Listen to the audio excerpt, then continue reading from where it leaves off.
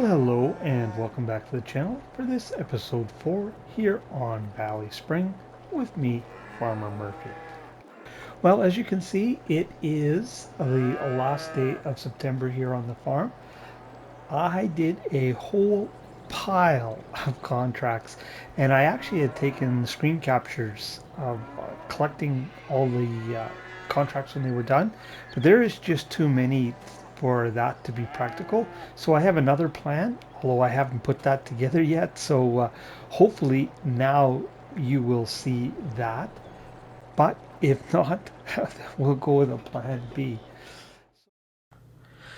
Well, plan B it is. And hopefully this time I've got the mic turned on so things will work out a little better.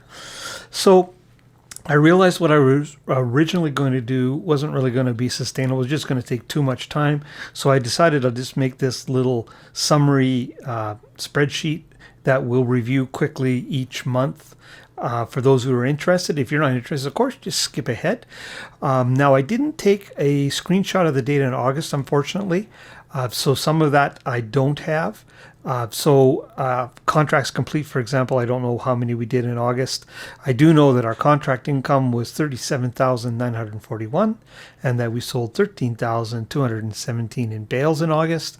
I didn't have a count of collectibles or the bales produced, and our balance at the end of the month was approximately 84,584. That was the last number I could get off my videos. I actually didn't take a screenshot, so I don't know exactly what that number is. I do know it was a little larger than that, but it was less than 100. So we'll just go with that for now. Close enough. Now, September, though, I have the real data, and contracts completed were, at that point, we were up to 23. Our contract income for the month was 83,071, and our bales sold 90,966.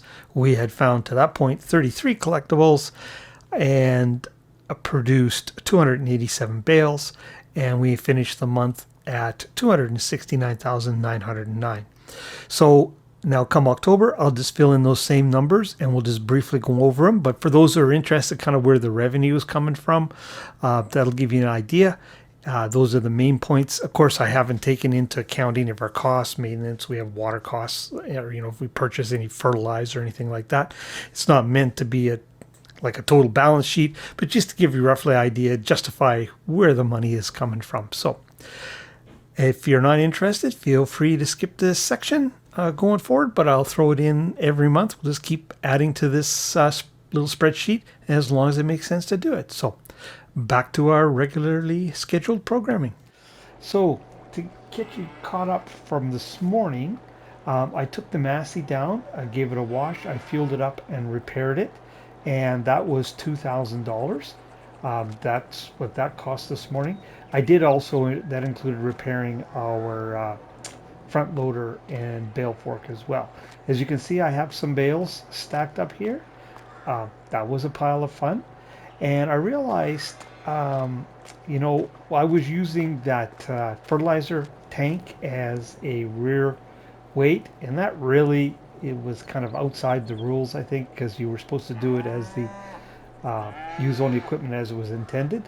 So what I did when I was having issues with those bales, I still had the front weight on the tractor. So this morning I took that front weight off and I tried using the setup again to move the bales without the tank on it.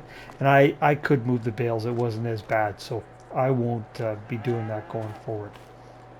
We'll just use it with no weight on the back. Just the wheel weights were enough to get us home. So all the contracts we did were all grass contracts, and you'll notice, hopefully it worked out, that I sold a bunch of bales, and that was because I started doing haying contracts because I knew we didn't want to store any hay, and selling hay, even though it isn't as valuable as silage on Easy, it's still pretty valuable. So that contributed largely to our money going up significantly. As you can see, we're at 254,000, so we made about 150,000 this month, which is, I'll take that. I did a look. There's no point in us buying any land right now. We need north of 700,000 to get all the way up to the sheep farm, including the sheep farm. So we're just going to keep working on contracts and saving our money, because owning that land, the plots in between, doesn't do us any good because we don't have the equipment to work it, and it just takes contracts out of the mix. So we'll wait until we can go all the way.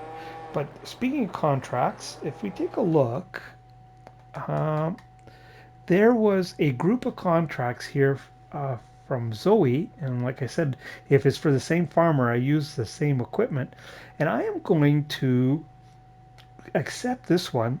I'm going to assume like 113, 114, 115 are pretty close together, but that's got some interesting equipment I've never used before.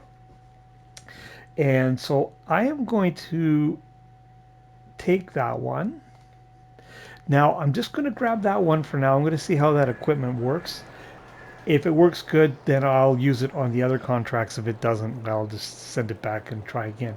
But because it's different equipment, I will show some of that here later today. But there's a couple things we want to do here. First of all, let's run out and buy our calves. Oh, you know what? Before we do that, I wanted to look. I don't think. Yeah, we should have a bull. That's what I think. We didn't actually purchase one, so let's add a bull in right now while we think of it. They're not that much, so yeah, we'll buy that, because I think we should have at least one bull in the herd.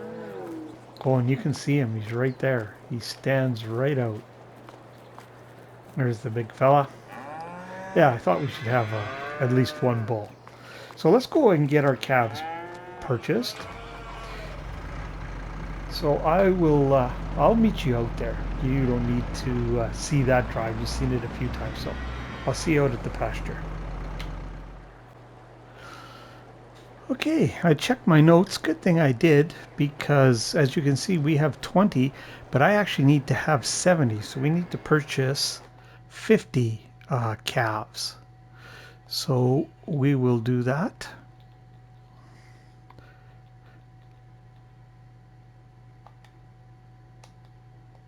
And there we go. So now we have all our calves that we require. Looks like their water trough might be down a little bit. How are they? Oh, it's automatic, I guess. Oh no, so I'm looking at the wrong spot. It's still automatic. All right, so we don't have to worry about that. We don't have any milk. You can see we have a pile of slurry there. And that's something we're going to take a look at doing something with here right away this morning. What we're going to do is we have a small slurry tanker spun around here.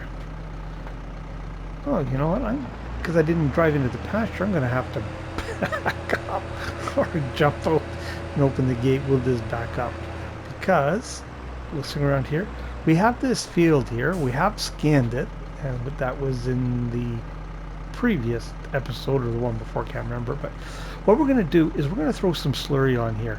We won't be able to use the precision farming, the auto application, because the tanker we have doesn't have the sensors on it. But what we will do is we'll just throw a max layer on. It certainly won't be enough for whatever crop we put in there. I'm pretty sure of that. But we'll at least use up some of that slurry. And we can sell it. After that, I guess we'll just sell it off to the BGA, because there's no point in leaving the pit full. It's not worth a ton, but I looked and it was about $100 per 1,000 liters. I think our tanker, if I remember, is 8,000 liters. So, you know, it's still $8,000 a load. So I will keep doing it. I meant to show you this on the way back. So let's back up some more. Good backup practice today. There's some extra bales I need to stack. I'll do that off camera, because I'll tell you what, the stacking isn't any prettier than what I showed you the first time. Practice hasn't really improved things there very much. But so that's another job I need to do, well, probably today or in this evening, maybe even into tomorrow. Where's our tanker? It's on the other side here. So that's what we're going to do here, because that's something a little bit different, is we're going to load up with slurry and spread some on that field. And like I said, I'm pretty sure I'm going to end up having to sell some off.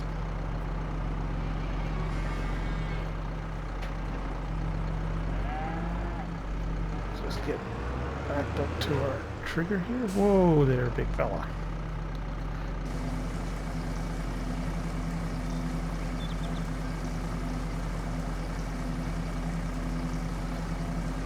There's no point, even if we put the sensors on and it did the application, we don't have the crop in the field yet anyway, so precision farming goes not only on the soil type but the crop. So we'll just go throw a blanket down, and that'll use up some of this anyway.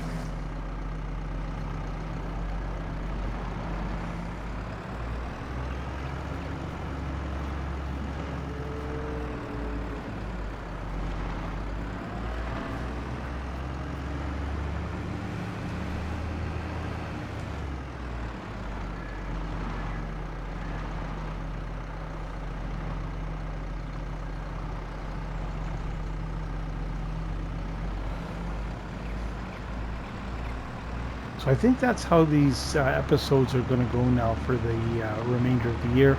I'll come on, we'll do a review of the month, show something new and interesting, and then move on, and I'll just carry on with the off-camera work. I think I'm up to like, I meant to look when I come on, I think I'm getting close to like 60 hours off camera on this.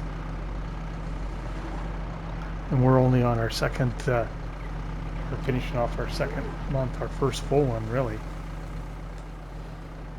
Now, you know what? I'm going to leave you there just for a second. I'm going to turn the help menu on and make sure I've got this set to max, and I'll get right back to you. Well, there we go. I've got it on the maximum concentration, and that'll take the field to about halfway. Oh, a little wider spread than I recall. I'm sure we'll have to top it up, but we will have appropriate equipment to do that with when that time comes, I'm sure.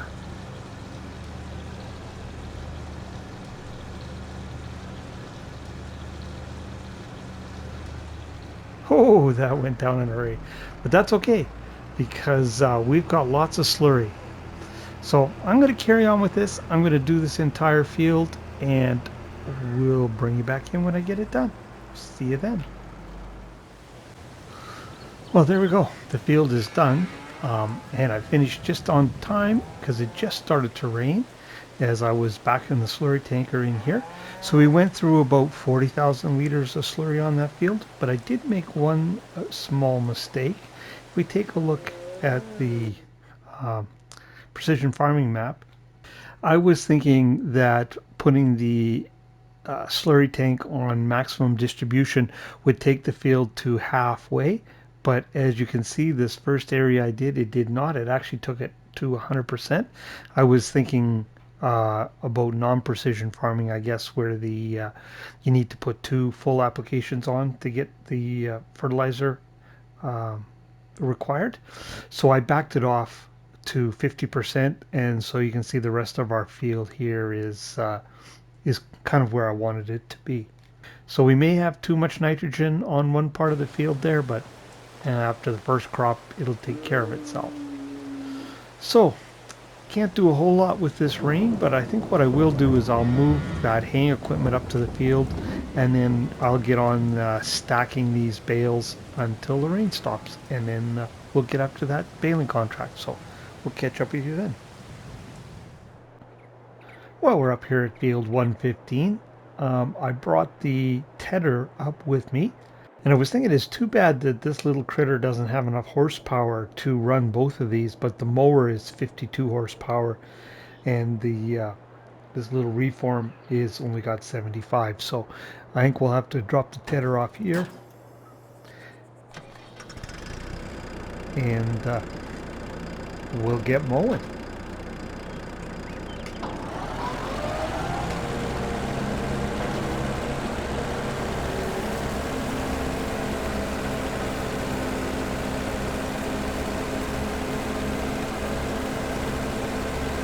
Now there are front mowers that have a lower horsepower rating and also teders with a lower horsepower, and I thought, you know, that would make a pretty neat little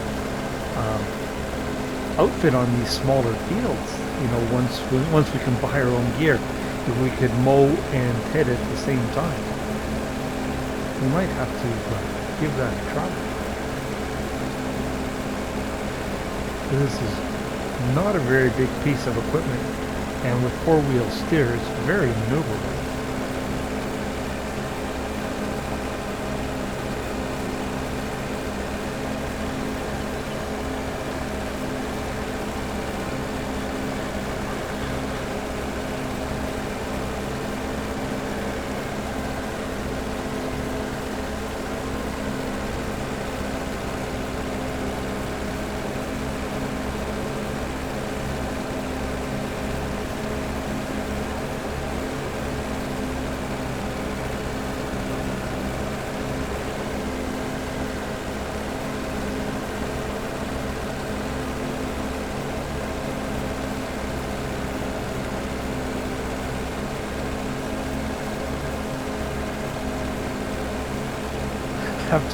This thing makes this 3-meter mower look pretty big, but it's going to take a little while to get around this field.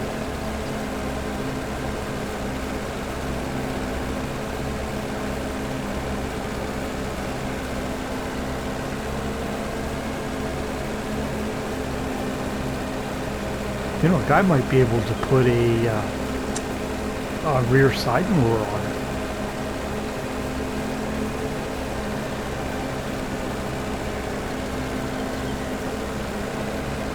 That combination might work out okay too, and mow a little quicker.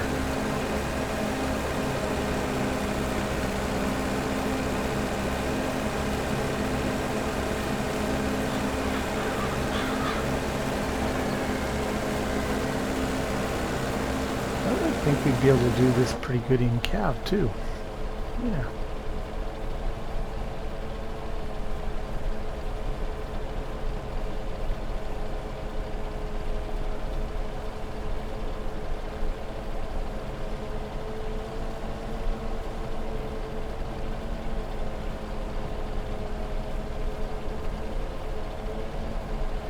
Well, I have to say, for mowing, I don't mind it.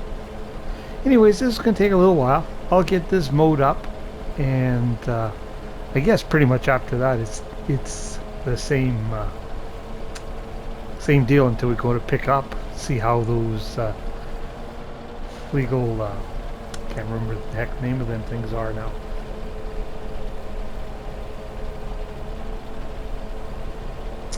Those bale forks, for lack of a better word, anyways, how they work out. Anyways, I'll get this mowed. I'll catch up with you in a little bit.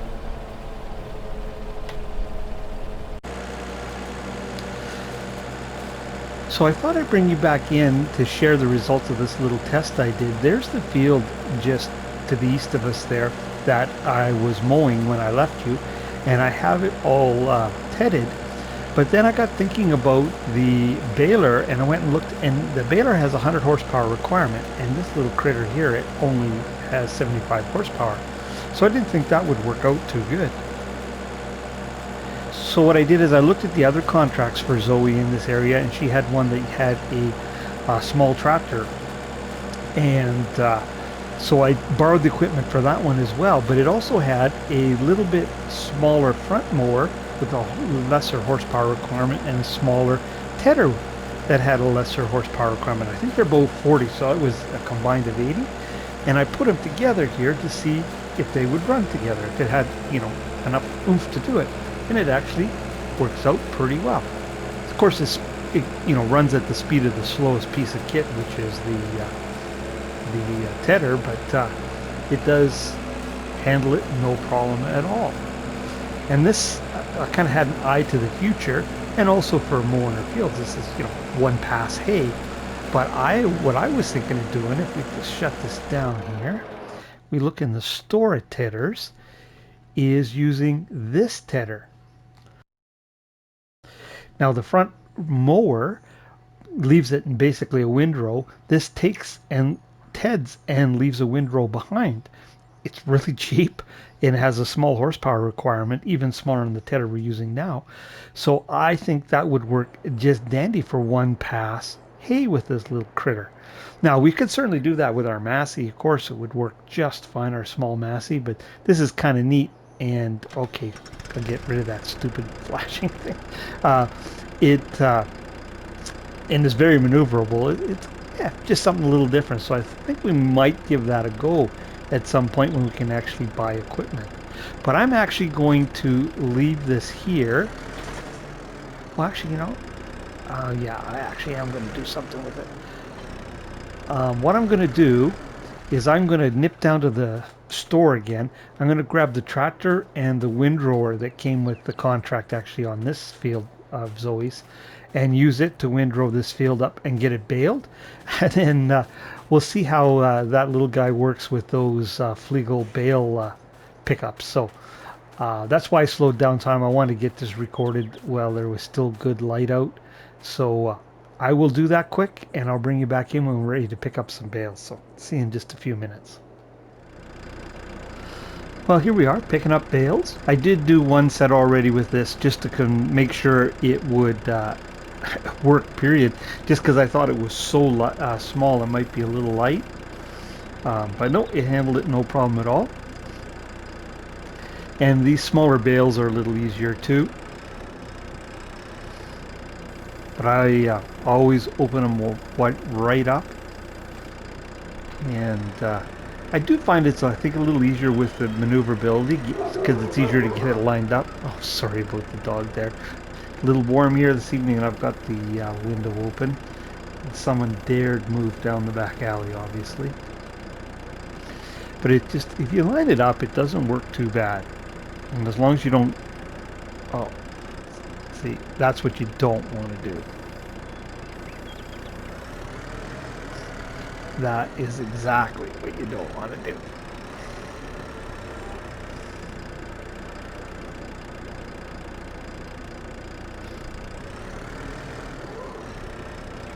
So, as you can see, still fiddly, and the front is easier than the back.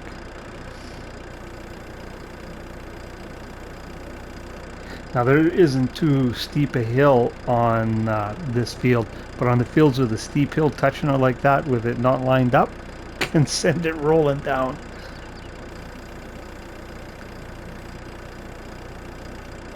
And there we go. And just rinse and repeat.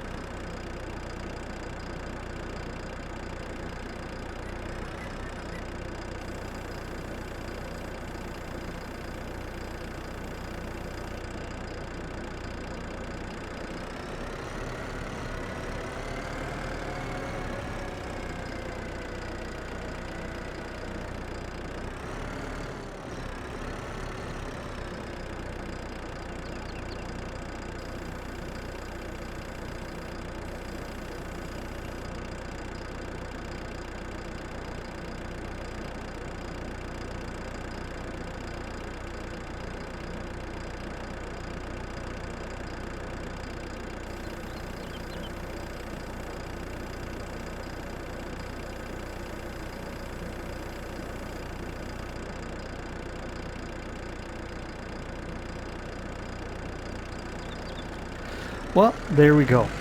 So it is a doable thing. It's still pretty fiddly, but it is better. I've gotten better with practice. And this little device actually does it pretty good. So I think I'll leave it there. So we'll, I think, call that an episode there. It'd probably be a little bit shorter. But what I will do is I'm going to put the time up back to 5 times, like I have been running it. And I have been working into the evening, like 8, 9 o'clock into the dark, something like that. So I will carry on and do that. And then I will take those screenshots that summarize everything we've done in September.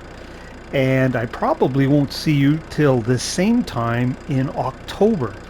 And I'll do the same thing, and I'll try and save something different to do, maybe a harvest contract or something, so we can do a little farming. We'll do a review and a little bit of different farming, and then, like I say, we'll rinse and repeat until we skip through the winter. So that will be it for now. So if you're still with me, I really appreciate you watching. If you found it informative or entertaining in any way, please hit that like and subscribe button. Feel free to comment too if you wish. And if you want to see when other content like this lands, hit that old notification bell. But for this episode here on BallySpring, it's Farmer Murphy signing off.